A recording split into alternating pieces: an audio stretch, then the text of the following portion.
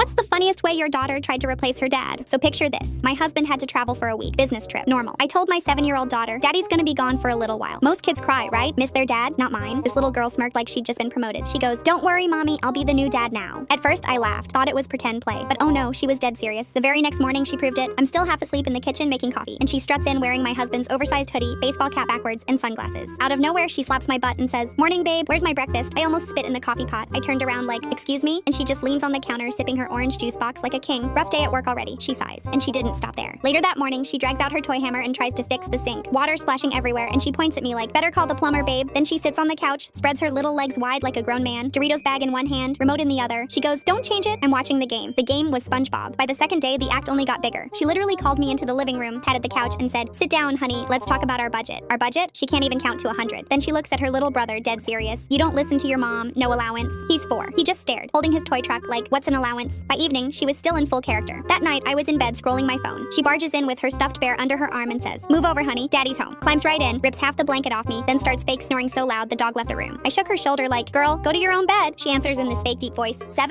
I'm 37, respect the man of the house. Day 3, nothing changed. She doubled down. At breakfast, she goes, babe, where's my coffee? I hand her chocolate milk. She squints at me like, this better not be decaf. Then she pretended to leave for work, actually just walked around the backyard shed, came back 5 minutes later like, traffic was horrible. And then came Friday night, the grand finale. Normally my husband takes the trash out. She grabs this giant bag that's practically bigger than her, drags it bump by bump down the hallway, yelling, don't worry, babe, I got this. Bag rips, apple cores rolling everywhere. She doesn't care. Our neighbor spots her outside struggling and asks, where's your dad? Without missing a beat, she points at herself with both thumbs and shouts, right here, baby. Neighbor nearly dropped his mail laughing. Finally, after a full week of chaos, my husband came home. He opened the door and she just stood there, arms crossed like a tiny mafia boss. We don't need you anymore, she said. I've been the man of the house. He looked at me like, what happened while I was gone? I just pointed at her. Talk to your replacement. Even after he returned, she kept the role for one more day. At dinner, she leaned toward him and whispered, we can share the job, but I'm still the boss. And honestly, the scary part is, she might be right.